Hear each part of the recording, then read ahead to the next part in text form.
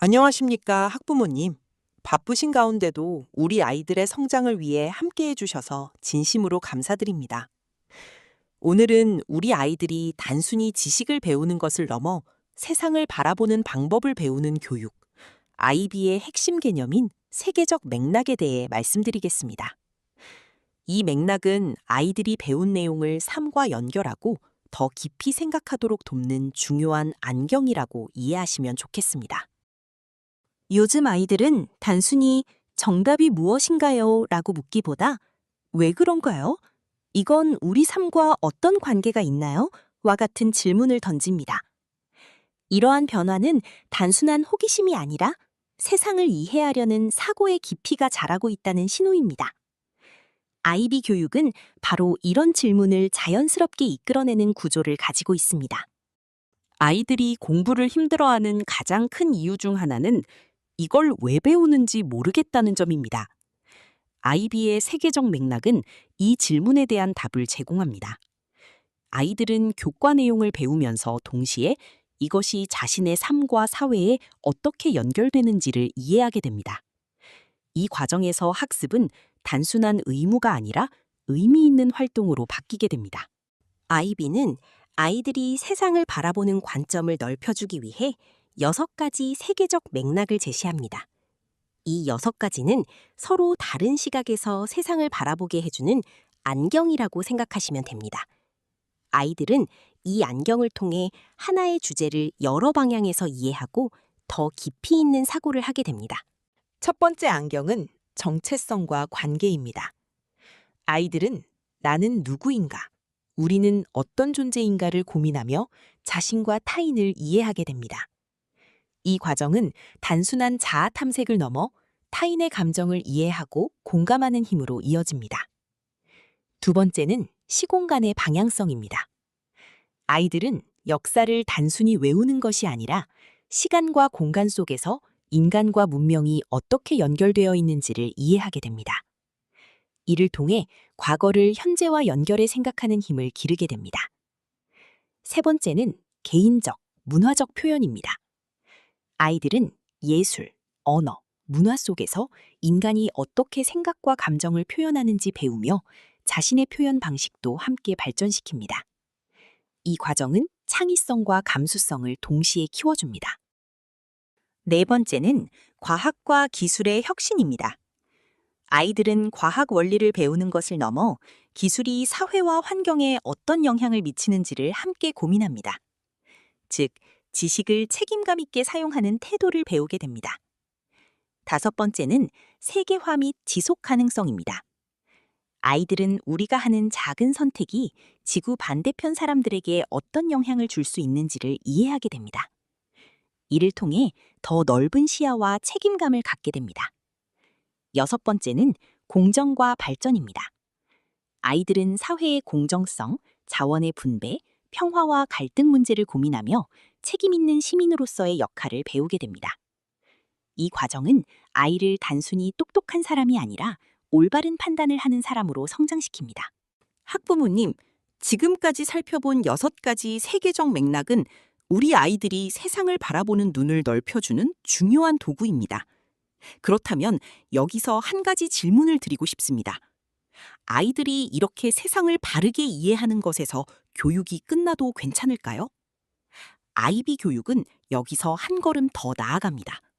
세상을 이해하는 데서 멈추지 않고 그 이해를 바탕으로 실제 행동으로 이어지도록 돕는 것이 핵심입니다. 즉, 알았다에서 끝나는 것이 아니라 그래서 나는 무엇을 할 것인가까지 나아가도록 이끄는 교육입니다. 학부모님께서 봉사라고 하면 보통 일정 시간을 채우는 활동을 떠올리실 수 있습니다. 하지만 IB에서의 봉사는 그 의미가 훨씬 깊습니다. 아이들은 단순히 누군가를 돕는 활동을 하는 것이 아니라 자신이 배운 지식을 바탕으로 문제를 이해하고 해결 방법을 고민하며 행동으로 실천하는 경험을 하게 됩니다. 이 과정에서 아이들은 나는 무엇을 알고 있는가를 넘어서 나는 이 지식을 어디에, 어떻게 사용할 수 있는가를 고민하게 됩니다. 이것이 바로 IB 봉사가 아이를 생각하는 사람에서 행동하는 사람으로 성장시키는 이유입니다. IB에서는 아이들이 봉사를 실천하는 방식을 4가지로 나누어 설명합니다. 첫째, 직접 봉사입니다. 사람이나 환경과 직접 만나 도움을 주는 활동입니다. 둘째, 간접 봉사입니다. 보이지 않는 누군가를 위해 도움이 되는 결과물을 만드는 활동입니다. 셋째, 옹호 활동입니다. 사회 문제에 대해 알리고 변화를 이끌어내는 활동입니다. 넷째, 연구조사입니다. 문제를 분석하고 해결 방안을 제시하는 활동입니다. 이 4가지 방식은 단순히 활동의 종류가 아니라 아이들이 세상과 관계를 맺는 다양한 방법을 배우는 과정입니다. 아이들은 이 과정을 통해 누군가를 돕는 경험을 넘어서 세상에 영향을 줄 수 있는 사람이라는 자각을 하게 됩니다. 이러한 배움과 실천이 하나로 모이는 대표적인 경험이 바로 공동체 프로젝트입니다.